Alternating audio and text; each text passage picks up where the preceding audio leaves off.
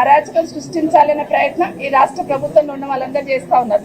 మొన్న గౌరవ ముఖ్యమంత్రి గారు అసెంబ్లీలో మాట్లాడుతున్నప్పుడు కౌశిక్ రెడ్డి గురించి మాట్లాడుతున్న సందర్భంలో మీరైనా ఒడ్డుపోతుకుంది మా వెనకాల కూడా ఉన్నారు చూడనే లెవెల్లో అసెంబ్లీలో మాట్లాడి కిందన్న సమాజానికి ఏ మెసేజ్ ఇచ్చిందనేది ఒకసారి ఆలోచించాలి. ఈరోజు గజ్వేల్ క్యాంప్ ఆఫీస్ మీద దాడి ఏదైతే జరిగిందో దాన్ని తీవ్రంగా ఖండిస్తా ఉన్నాం.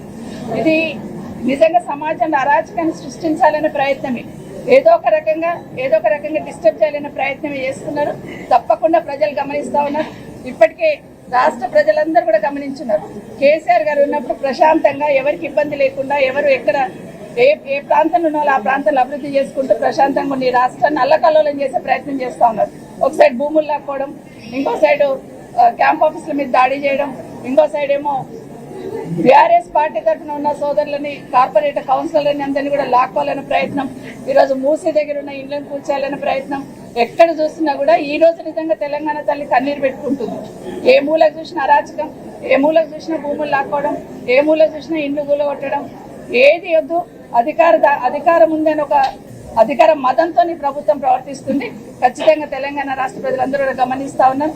వచ్చే కాలంలో తప్పకుండా బుద్ధి చెప్తారని కూడా తెలియజేస్తూ, ముఖ్యంగా ఈరోజు ఇబ్రాహీంపట్నం సంబంధించిన ప్రజలందరికీ కూడా ప్రత్యేకంగా ధన్యవాదాలు. కిషన్ రెడ్డి గారికి వాళ్ళ టీం అందరూ కూడా మనస్ఫూర్తిగా అభినందిస్తూ మరొకసారి కౌన్సిలర్ని కూడా మనస్ఫూర్తిగా అభినందిస్తున్నా. జై తెలంగాణ, జై కేసీఆర్.